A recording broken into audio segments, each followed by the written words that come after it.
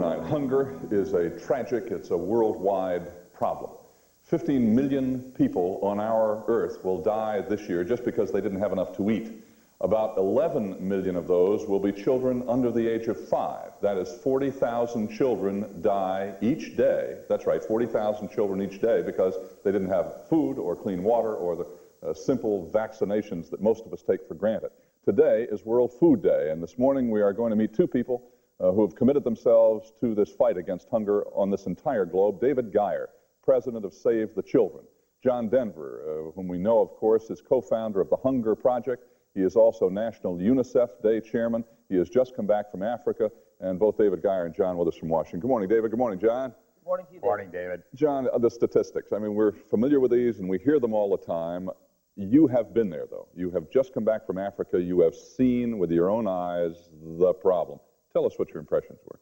There's a desperate condition over there, David, for sure, and the drought only exacerbates that. But the thing that I was most impressed with in Africa is the people themselves, a people of truly a remarkable spirit and courage, the most warm and generous people I've ever met, and they are Africa's greatest resource. All right, what can be accomplished? You went over there, you know, represented, of course, for UNICEF, Save the Children, and so forth. What did you try to accomplish? What can you accomplish because of your trip? The most specific thing that we want to do is return to America with a visual impact of what we've seen, and hopefully within that, evidence of a new message, which is most specifically a big part of what I've just told you. The people are incredible, they're hardworking, they're determined to become self-reliant, self-sufficient. They are committed to that end, and their will is as great as ours is to see hunger end in the world everywhere. The projects that are going on there, projects sponsored by UNICEF, by Save the Children, by AfriCare, by CARE, by Catholic Relief Services, and many, many more, are working. There is a real change that has taken place in Africa, and it's working now at a higher level of efficiency and effectiveness than it ever has before. David Geyer, continue with that thought, would you, of John's. How can we get involved? How can people who really care about this, would like to become involved through all these organizations, what can they do? Well, David, each one of these organizations have programs in Africa. And John fortunately saw many of those. He went to 4 or 5 countries in the Sahel, in the East African Horn, down in southern Africa, and saw dozens and dozens of projects, all of which could be doubled or tripled in size for effectiveness. In other words, it's a question of making money available to deliver all of this there? Is that? Well, that's of course one of the factors. There are other factors which are a little bit outside what the American public can do. Price indexing of commodities, for example, city and country. That's for governments. But there's still a lot the American people can do if they're aroused. This is a real problem they can do something about. In addition to food, I mean, it's not just a question of sending food. What are the facets of this? What has to be done to bring these people real life? Well, David, it's really, in the long range, it's self-sufficiency and self-reliance. You can deliver food forever, and it is very necessary, particularly in emergencies, and it's being done by many agencies and by many governments, the EEC also.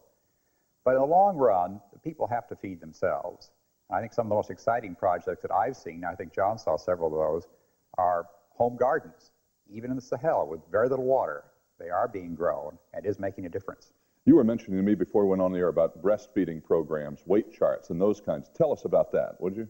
I must say UNICEF did a marvelous job with their Gobi system, which is bringing together the various methods that can cut infant mortality. Breastfeeding, oral rehydration, which is something you yourself know a lot about, David. The weight charts. Various very simple measures, not are costly, could cut down infant mortality tremendously in the fourth world. David, you have put out, your organization, Save the Children, has put out a book, Hard Choices, Portraits of Poverty and Hunger in the United States. How does hunger in this country compare to what we know exists around the world, the rest of the world? Well, David, there are pockets of poverty here in which hunger is very noticeable.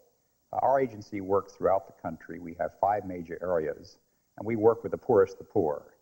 And in case after case, we've seen where 1 meal a day has to suffice, or possibly until the food stamps arrive or the welfare check, 3 or 4 days without food at all. Now, we don't see starvation, but we certainly see malnutrition and sometimes very serious malnutrition. What can be done here? How do you solve it? It's a combination of a lot of forces. I think the American people have to just come to grips with the fact that government can't do it all. Government can help, but many private organizations can help those that have slipped through the safety net. And these occur on Indian reservations, they occur in Latin America, and in the New Mexican area, and in many parts of our larger cities. David Geyer, it's good to have you with us this morning. Thank you.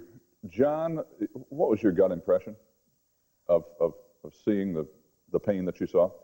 Well, it was not, the thing it left me with is a great sense of positiveness. You know, I was afraid that I might go over there, David, and find out that we really couldn't end hunger in this century. Mm-hmm. And I came back with a greater confidence than I've ever had before. The people are what will make it happen. The programs are there. The technology is there. And together, if we can make a long-term commitment, we can see an end to this obscenity in our lives. John Denver, good to have you back with us. Thank you. And David Geyer, good to meet you and have you with us. Thanks. And we will be back in just a moment, 4 minutes before 9, right now.